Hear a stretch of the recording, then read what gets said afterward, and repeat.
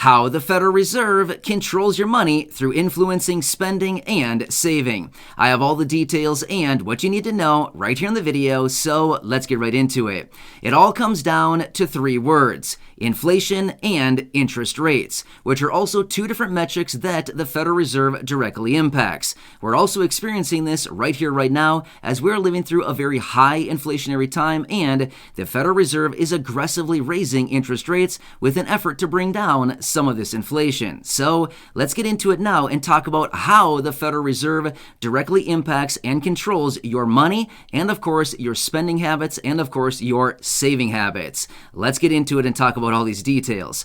All right, so with this current situation that we're currently living through right here, right now, let me ask you this much. Are you possibly saving a little bit more money these days? In other words, are you maybe spending a little bit less money because of all of the very high inflation that we're dealing with right now, which is about 9%, give or take a few tenths of percent right now? Yeah, I think the answer is very clear. We're all probably holding back a little bit on probably spending a little bit less money and probably trying to save a little bit more money. Now, obviously, I think that's probably the case for the vast majority of people right now, even though we are spending even more money or equal to the same amount of money that we always have been, but yet we're just getting less goods and services as a result of that because of this very high inflation right now. Well, here's what it comes down to.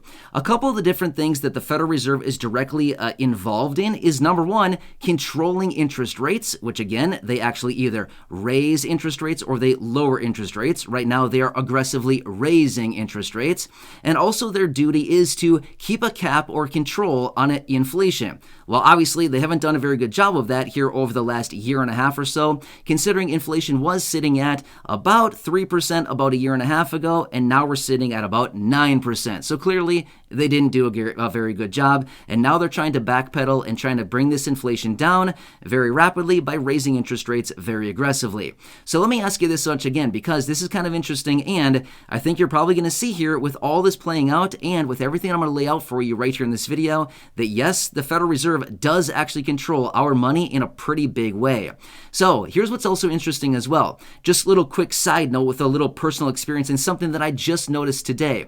So I just received an email today from my bank, which, by the way, is kind of funny. When I was about 10 years old, I opened up a savings account, right? So I was like 10 years old. I had like $3. I opened up a savings account. I was super proud because I was getting like 5% interest, right? This was back in the day when we actually got interest on our money.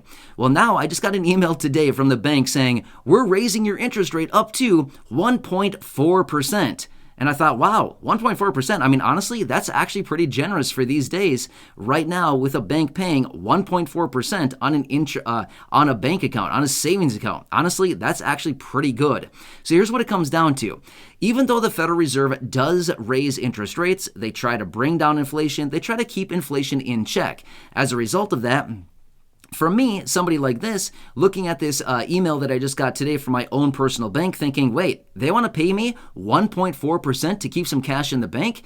Hey, that actually seems a little bit more appealing these days rather than just going out and blowing it all, because why would you save anything when you're getting 0.001% in interest in the bank, which what we've seen here over the last couple of years, or for actually a very long time. Up until just a few months ago, we were getting literally nothing in interest on savings accounts or any money that was saved aside. So why would you save money? Doesn't make any sense. Inflation is 9% and interest rates are 0% on a savings account. Doesn't make any sense, right? Even right now with inflation being, say, 9% and interest rates on a savings account still being 1.4%, still doesn't make any sense, right? But at the end of the day, it still actually helps out a little bit.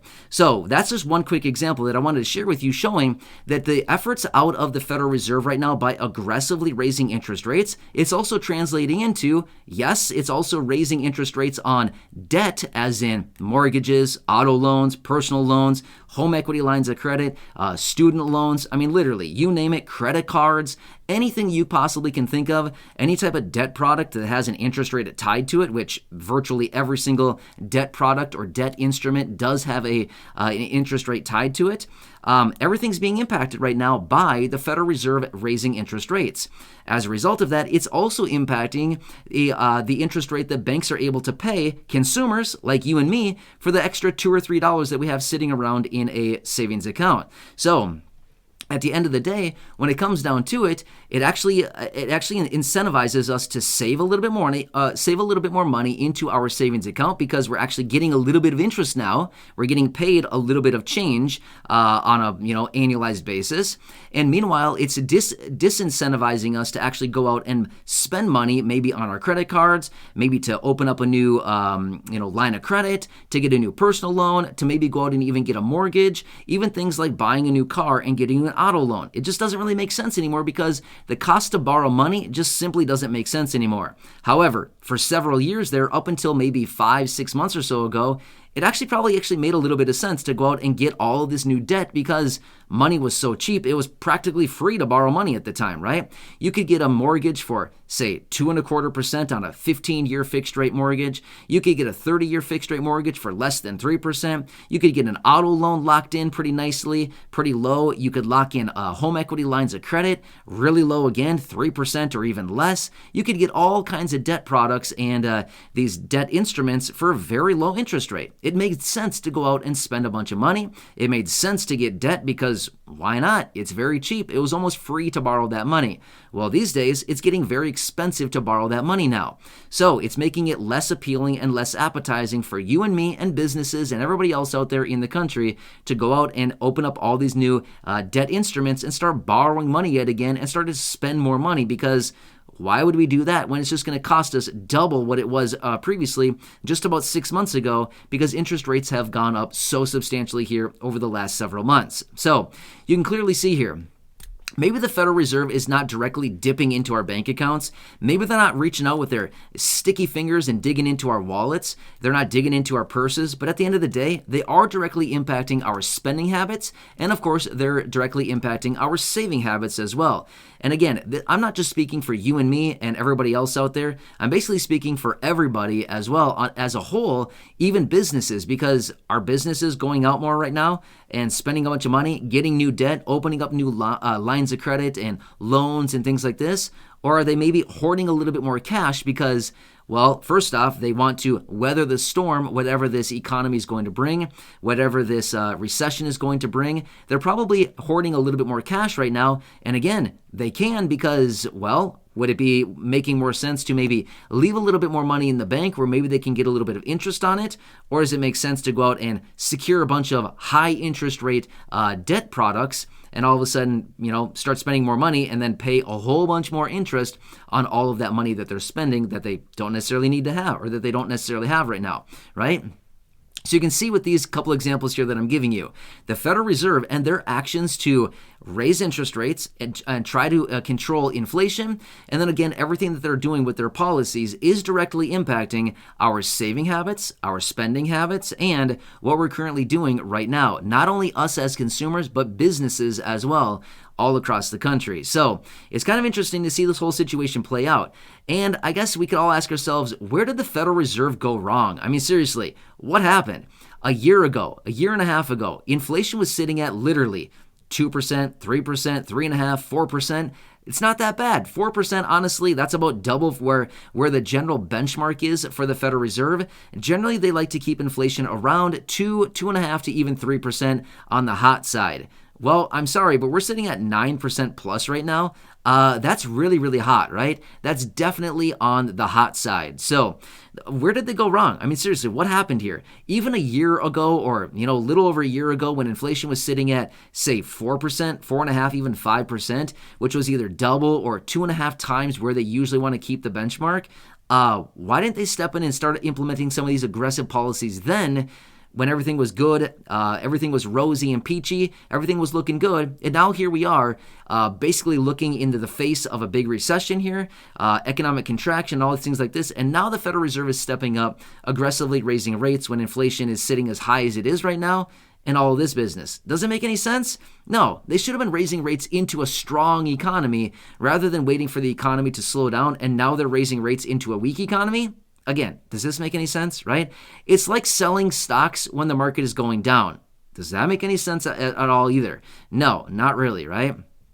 So anyway, I could sit here and go on and on with all these different examples and different analogies of what really went wrong here? But at the end of the day, the Federal Reserve, again, is directly controlling our money and, again, directly controlling our spending and our saving habits. So, again, I'm not sure about you, but when I got that email today from my bank saying your interest rate is now 1.4%, I feel like, I guess maybe it's not so bad to maybe throw a couple $100 into the savings account or whatever may be sitting around and put it in there and feel like, at least I'm getting a little bit of a reward on that money. It's not much, but it's certainly better than absolutely nothing, as we've been experiencing here for so many years now, where we've literally been getting zero interest on any money saved. So it almost felt a little bit compelling to feel like, hey, I should round up some change laying around, a couple extra dollars here and there, things like this, and throw them into the savings account because now I'm actually getting a little bit of return on my money.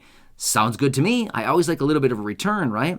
Rather than just basically thinking, well, there's no point in keeping money right now. It's losing 9%. Why would I keep it just laying around? If I wait one more year and inflation continues at 9%, that same $100 is only going to be worth $90 now. Why would I do that? Does that make any sense? Or I guess technically it'd be worth $91 to be totally fair.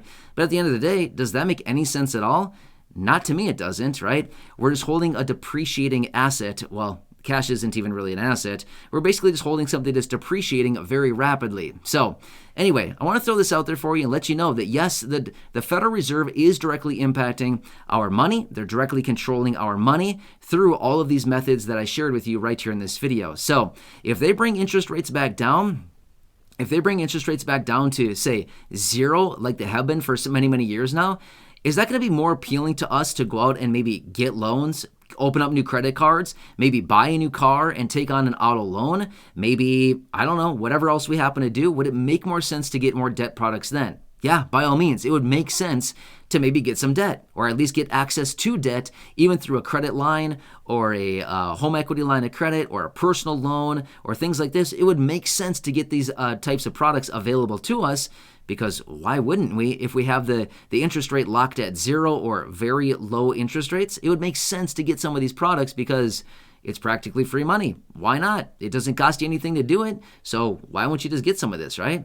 So anyway, that's what I wanted to share with you right here in the video. Kind of interesting how something as kind of benign as the Federal Reserve doing all this, at the end of the day, it's impacting all of us in a pretty big way, right? So anyway, hope this video helps you out. Again, just a couple more thoughts here I wanted to share with you with another piece of the puzzle that's coming out right now and some of the things that are actually happening behind the scenes when it comes down to the Federal Reserve, interest rates, inflation, and everything else going on right now. But realistically, this current inflation situation that we're dealing with right now, it's going to take a long time for the Federal Reserve to bring this back down to 2% where they want to bring it to. This is not going to be a short road. This is not going to be something that they get done in 3 months, 6 months, 9 months. No way. Not even close. It's going to take probably a year and a half, 2 years. It's going to take a long time unless they get really, really aggressive and they come in and crash this economy really, really fast. If that happens, then they could bring inflation down, relatively quickly, but it's still going to take time. But they would need to crash it real hard. It would need to crash and burn, a nice big old skid mark on their knee. That's what it's going to take to bring this thing down if they wanted to do it fast. But realistically, considering the behavior out of the Federal Reserve lately, there's no way. They're not going to do it. They're scared. They're not going to do it. So that's why it's going to take a very long time. This is going to be a very long, prolonged inflation situation that we're currently dealing with right now. So anyway, more thoughts on everything going on. Hope this one helps you out in any way that I can. Again, please make sure to subscribe down below. If you haven't done so, share the video with your friends, family, social media, and go back and check out some of the other thousands and thousands of videos right here on the channel. Until next time, have a good one, enjoy your day, and I'll catch you again later in the next video.